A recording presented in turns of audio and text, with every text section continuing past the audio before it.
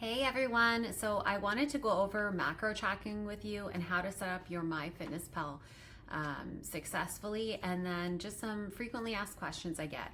So whether you're new to the program, and welcome if you are, or if you're a current client, I think this is going to be a really helpful video. So first things first, when you sign up with me, you fill out an onboarding form and you tell me a lot about yourself. And based on your activity levels, as well as your goal and your current food intake, as well as your current exercise and a few other things, I kind of ballpark what I think your macros should be. In the first couple of days, it's not uncommon for us to have to make adjustments depending on hunger, energy, and things like that. So when I set your profile up here, I actually set your macros. So these macros on your dashboard are the goals that I set each week. And at each of your weekly check-ins, we check in once a week, I typically adjust your macros so we can stay ahead of plateau. Sometimes I'll keep them the same, sometimes I will add macros, and sometimes I will subtract macros. So what are your macros? So your macros actually make up your calories. So 1 gram of protein is worth 4 calories. 1 gram of carb is also worth 4 calories, and 1 gram of fat is worth 9 calories. So if you were to add that up, so if you did 160 times 4 plus 240 times 4 plus 75 times 9, we would get 2,275 calories. So sometimes people ask me, should I be worried about my calories? Well, when you're worrying about your macros, you're already on top of your calories. So I don't care about the calories because I know you're gonna reach them as long as you hit your macros. So if you look at your habit, the habit that is important in regards to macros is being within your macro guidelines by plus or 5 grams. So when I go to your protein, what that means is I want you to get between 155 and 165 grams of protein. I need you to end up somewhere between 235 grams, 245 grams of carbs, and somewhere between 70 and 80 grams of fat. It's hard to be spot on with these, but definitely within 5 grams is the goal. So I will ask you to connect to myfitnesspal and I'll send you the instructions. Now, unfortunately, myfitnesspal doesn't automatically update over here. So what you have to do is you have to update the macro goals yourself. So what you're going to do is go over here to more, these 3 dots right here, and then you're going to go to goals, and then calorie, carb, protein, and fat goals. So we want to customize those. So I have the free version here. I do really prefer the premium version because it lets you change these by grams, whereas the free version, it lets you change it by percentages. So by grams is a lot more accurate, but it's up to you whether you want to invest in the premium or use the free. Both are gonna work. If you're using the free version, you need to change the calories first because the percentages for the macronutrients, carbs, protein, and fat are dependent on your calories. So we're gonna change this to 2275. And then I'm going to adjust these percentages as close as I can.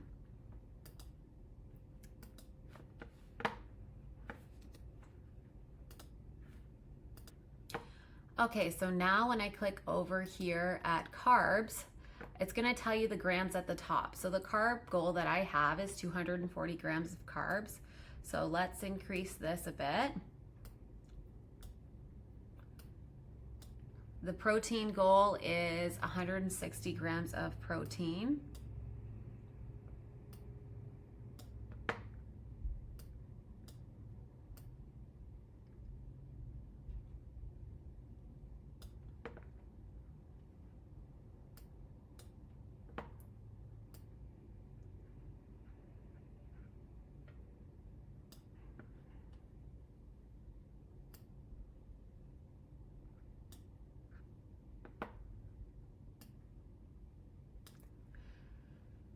And then the fat goal is 75 grams of fat, which right now we're on 76. So this is probably the closest that I'm gonna get. But if you look at the carbs, we're not too far off. the protein we're not too far off and the fat we're spot on. So you just kind of have to keep in mind when you're tracking that, you know, these are the macro goals, and you're pretty close here. So I'm good with that. So I'm going to save that. So these two apps are going to sync together. Sometimes there's a little bit of a lag when they're syncing. So always refer to myfitnesspal, and then by the next day, your macros should have synced. So for me, what I see as your coach, when I look at your dashboard at your weekly check-in, I can actually see your food logs. This is a tester account, so that I'm showing you right now. So I don't have anything logged here, but I would be able to see, you know, Victoria hit 155 grams of protein, 245 grams of carbs. That's the kind of stuff I can see. So that's super helpful for me because I can give you tips on how to hit certain macros and things like that. So that is how to set your macronutrient goals. Now, when I change your macros on a weekly basis, you are going to have to adjust that goal as well. Okay, the next thing that I wanted to mention to you is that you shouldn't ever see something that says net carbohydrates. So if you see net carbs, which if you go to these three dots and then you go to nutrition, and then you're on the nutrients tab here, if this says net carbs, then we actually need to change that. So if your diary says net carbs, what you're gonna do is click these three dots, go to settings, diary settings, and then you are gonna turn this off. So the good thing is that this is only for premium users, so the default setting is that it's not on. So that is a really good thing. While we're in settings here, one thing that you do need to do to make sure that both apps sync is click on diary sharing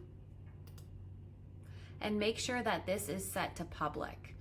And that is just so that I can see your diary or your food logs. So that's really, really important that you set this to public and then you save it.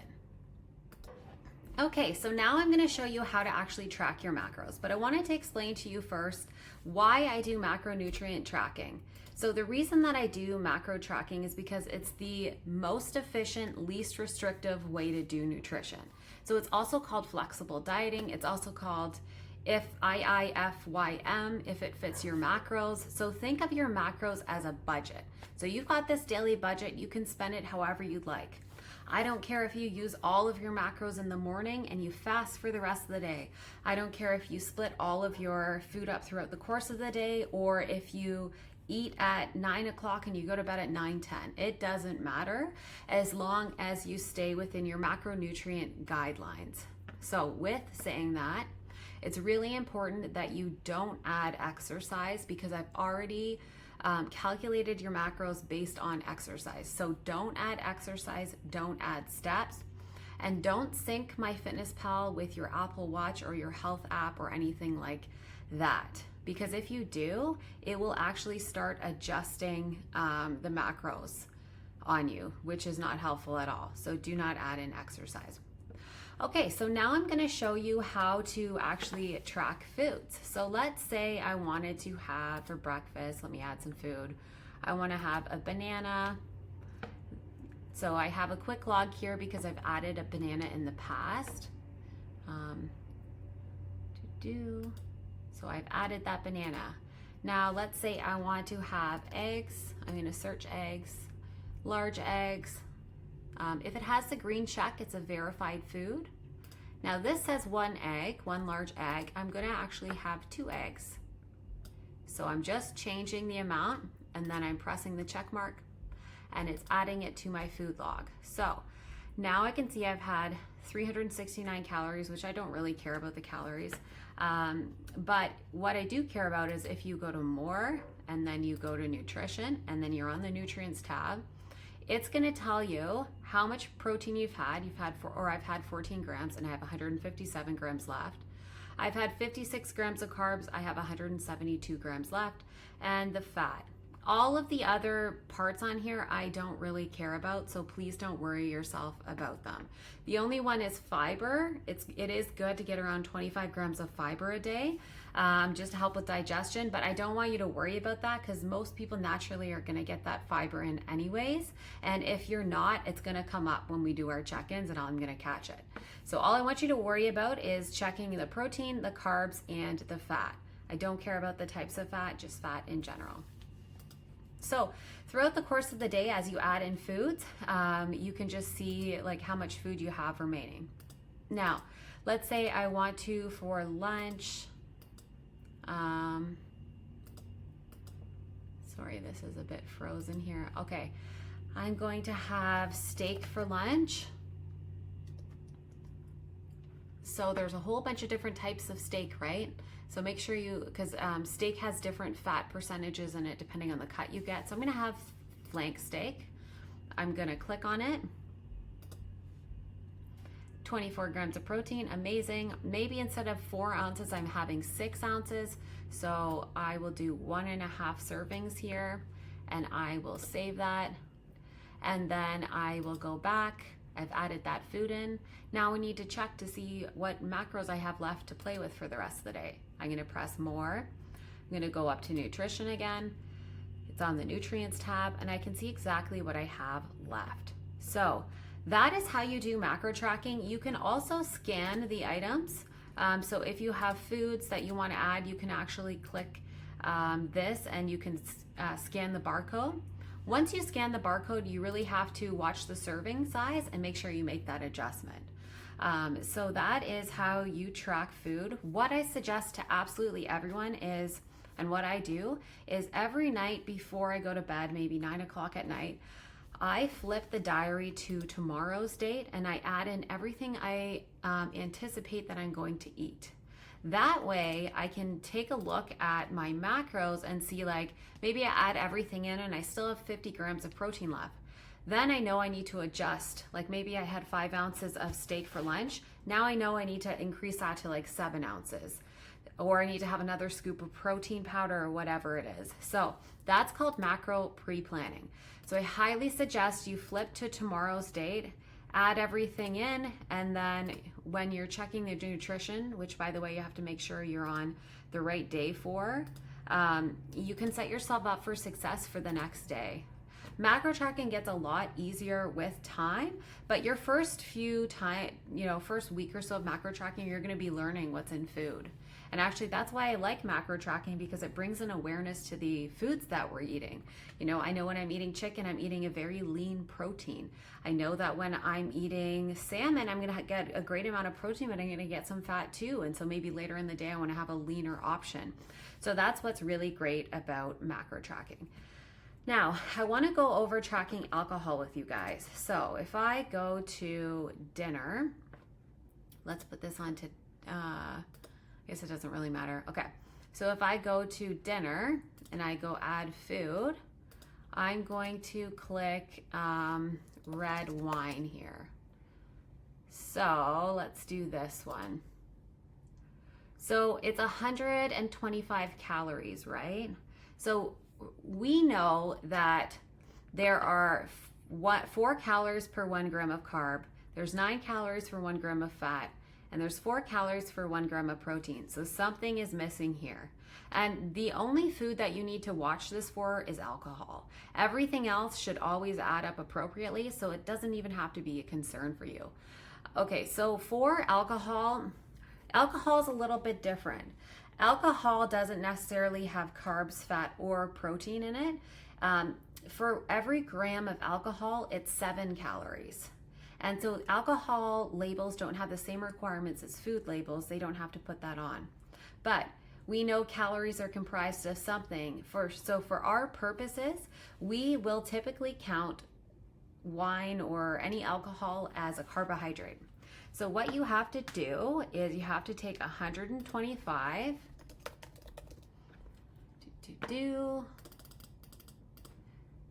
so those are the calories, and divide it by 4. And this is going to tell you the actual number of carbs in the serving. You can also use fat instead of carbohydrates, but do not use protein. Alcohol acts more like a carbohydrate than anything in the body. But let's say it's a Saturday, you've used up all your carbs, all your protein, and you have a bunch of fat left, and you want to have a drink. I don't mind you using your fat macros instead. So in that case, we do 125 calories divided by 9, and this would tell you how many grams, divided by 9 of, so this would be 14, because we'll round this up, 14 grams of fat. So how do we go about adding a random amount in? So what you're gonna do is you're gonna go to diary, you're gonna go to the area that you wanna add it. So I will add the alcohol entry here. You're gonna go to quick add. And then the calories, it was 125 calories. And then if you had the premium version here, you would add in the grams that we just talked about. Now, if you're using the free version, you simply have to find something that is of similar macros and add it in here. So I know that white rice is mainly a carbohydrate here, and I can't remember how many carbs we said. I think it was 30 something, 125. That was the calories of the wine divided by 4 is 31 grams of carbs. So what I would do is I would just decrease this until I had 31 grams of carbs, or pretty close to. So let's try that. 31. Okay, so this is probably the closest. So I would add this knowing that I didn't eat the white rice, but this was equivalent to what my cup of alcohol was. So it's really, really important that you guys, if you're drinking alcohol, that we add it. If you are somebody that has 10 drinks a week, then we will come up with a different game plan. But if you're just having a couple drinks a week, then we really do have to add it because it has a significant impact on your progress. Okay, so now I'm gonna show you how to use macro tracking in combo with your meal plan. So when it comes to your meal plan, I always base your meal plan off of your current macros. That's really important to me because there's a lot of fitness coaches on the internet that will give you just this random meal plan and you have no idea like what you're eating and why you're eating it. For me, I lay out your macros, which is the most specific way to do nutrition, and then I base your meal plan off of that. So you know next week if I add 40 grams of carbs, that your meal plan is also going to have 40 grams more of carbs on it, and vice versa. So there's a reason that we do things and a justification for them as well. So not only do I base your meal plans off of your macros, but I put every single macronutrient for every ingredient as well as every meal. So let's say you don't like high protein pancakes. Then you simply have to find something that's equivalent, very close in macros. So what you could do is plug and play in myfitnesspal until you find something that matches. Let's say you don't mind the high protein pancakes, but you don't have flaxseed. Well, we know that flaxseed, if you go over here, is 3 grams of carbs, 4 grams of fat, and 1 gram of protein. So you just simply have to find something that's of similar macros, which may be like Greek yogurt, which would be nice on top of that. So you have to, what I suggest is that you macro track and just use this as a guideline. So I still want you guys to macro track because it's really good for you to understand what's in your food and how to take control of that. Because when you stop working with me, you're gonna know your maintenance calories, which is gonna help you for the rest of your life. So I really want you to understand that. So use this as a guideline. If you don't like something, if you don't have something, then find an equivalent to replace it with through myfitnesspal. Okay guys, so I gave you all a link to the Ultimate Playbook, which is really like a handbook to help you be as successful as possible while you're working with me. So in this handbook, I go over everything that I went over with you today, how to set up myfitnesspal, all of that sort of stuff, as well as even more. But something that I wanted to show you that's in here are macro cheat sheets. So If you're new to the game and you're like, I'm only, I'm supposed to eat 150 grams of protein a day. I always end up around 100. Like, what foods could I incorporate to increase that? Well, this is like where you want to look, right? We can see that chicken breast has a ton of protein in it. It also doesn't have a lot of carbs and doesn't have a lot of fat, which means it's not going to affect those other macros too much. That's what I call a lean protein. So you can refer to this. The other thing, and you can see here, all our amounts are based on 100 grams. I also have a carb cheat sheet here, a fat cheat sheet. Vegetables, if you're eating a ton of vegetables, which vegetables are typically carbs. So definitely helpful if you want to refer to these cheat sheets. But your meal plans are great for suggestions as well. Okay, so that is about it. The main thing is that, macro tracking is about flexibility. So if one day you're really craving a Reese's Pieces, for example, then work your day around it. Add in that Reese's Pieces and then add in your meals with the remaining macros that you have. I know Reese's Pieces is mainly fat and carbohydrates. The rest of your day would have to be fairly lean, but that's fine. You'll still make progress like that. As long as you're staying within that 5 grams over or under of those macro guidelines, you'll be totally fine. The next thing is, I don't care what time of day you eat, as long as you stay within those macro guidelines. Digestion wise, it's obviously good if you spread out your meals throughout the day versus having like one extremely large meal. Next thing that's important, and you're going to see this as a habit, is that you're eating protein with every meal and snack. A lot of you, when you come to me, you get a lot of cravings either around 2 or 3 o'clock. I call that the 2 o'clock roadblock, or later in the evening, and you're snacky. That's typically because your protein is low during the day. You're eating carbs that spike your blood sugar. Your blood sugar slowly drops, and then it's low enough that you need another. You get that craving again. You need quick energy, which is the natural feeling for the body, and we go straight to carbs for that. So that's why you get the carb cravings and the cravings at night. If you keep your protein high throughout the day, and it's extremely hard to gain weight off of lean protein, then it'll stabilize your blood sugar levels and it'll decrease cravings. So it'll make this journey significantly easier for you. So if you eat protein every time you eat, then it'll stabilize your blood sugar levels throughout the day and make things a lot easier for you. So that is about it. If you have any questions, always DM me. I'm available 24/7 for you guys.